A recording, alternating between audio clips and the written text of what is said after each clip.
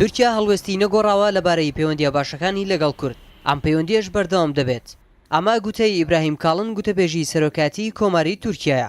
دوای سەرکردنی ئەنجامەکانی گشتپرسی باشووری کوردستان هەڵوێستی تورکیا گۆڕانکاری پێوە دیارە. ئەمەش لە گوتاری بەرپرسانی ئەو وڵاتەدا ڕنگدانەوەی هەبووە و تورکیا بە زمانێکی جیاوازتر لە پێشووتر و نەرمتر لە پێش 25 ئەیلول قسە دەکات.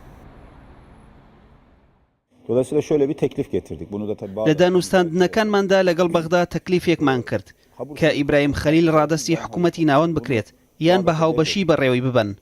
ئەوە بۆ ئێوە دەگەڕێتەوە چونکە ئێمە دەواازەکەمان داناخین.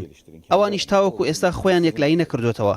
دەرەنجامەکە هەرچۆنێک بێت تورکیا دەواازەی خابوور داناخات و ڕێگری ناکات پێداویستەکانی خەڵکو و ئەرکی بازرگانی کۆتایی پێبێت. گوتەبێژی سەرۆکاتی کۆماری تورکیا لەبارەی گشتپرسی و پەیوەندیەکانی لەگەڵ هەرێمی کوردستان و پێشاتەکانی ناوچەکە ڕایگەیاند هۆشداری و ئامۆژگاری و ڕاستپاردەی بەردەواممان پێشکەشکردن بەڵام بەداخەوە هەرێمی باکووری عراق گوێی پێنەداین و هەڵەیەکی مێژووییان کرد.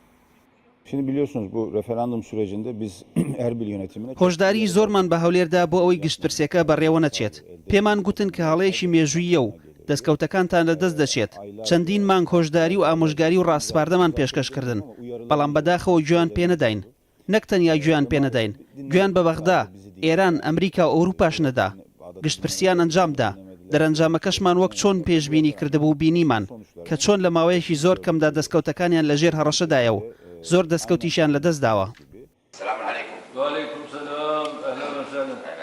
عراق هەوڵی زۆریدا بۆ ئەوەی تورکیا هەم دەواازەی سنووری و هەمیش بۆری نەوتی کوردستان دابخات.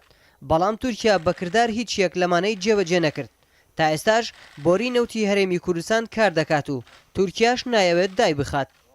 petrol konusunda da bizim söylediğimiz yani تورکیا بۆڕی نەوتی دانەخستووە چونکە پێمان گوتن میکانزمی گەڕانەوەی داهاتەکان بۆ بەغدا و دواتر پێدانی لە 17 داهاتەکانی هەولێر بگرنە بەر و کارای بکەنەوە. پەیوەندەکانی نێوان هەولێر و بەغا تووشی هەوراز و نشێو بووە. هەروەها کێشەیەک لە هەولێر سەری هەڵداوە دوای دەست لە کارکێشانەوەی مەسعود بارزانی و دابەشکردنی دەسەڵاتەکانی بۆ نێچیروان بارزانی و پەرلەمان و دەسەڵاتی دادوەری. ئێمە دەمانوێت تابلۆکە ببینین کە چۆن سیستەمێکی بەڕێوەبردن دەگرنە بەر بۆ ئەوەی ئێمەش هەنگاوەکانمان بم شێوەیە بنین.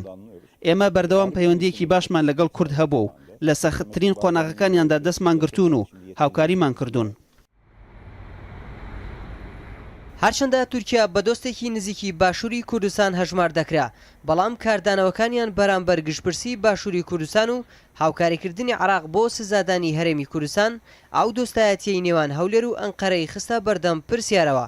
ئەگەرچی ئێستا دۆخەکە لە چاو ڕۆژانی پێش گشتپرسی و چەند ڕۆژێکی دوای گشتپرسیش جیاوازترە، تورکیا دەیەوێت بە جۆرێک لە جۆرەکان گرژیەکانی لەگەڵ هەولێر هێور بکاتەوە بەڵام هێشتاش پەیوەندیەکانی لە قۆناغێکی مدبووندان و دیار نییە کەی ئاسایی دەبنەوە.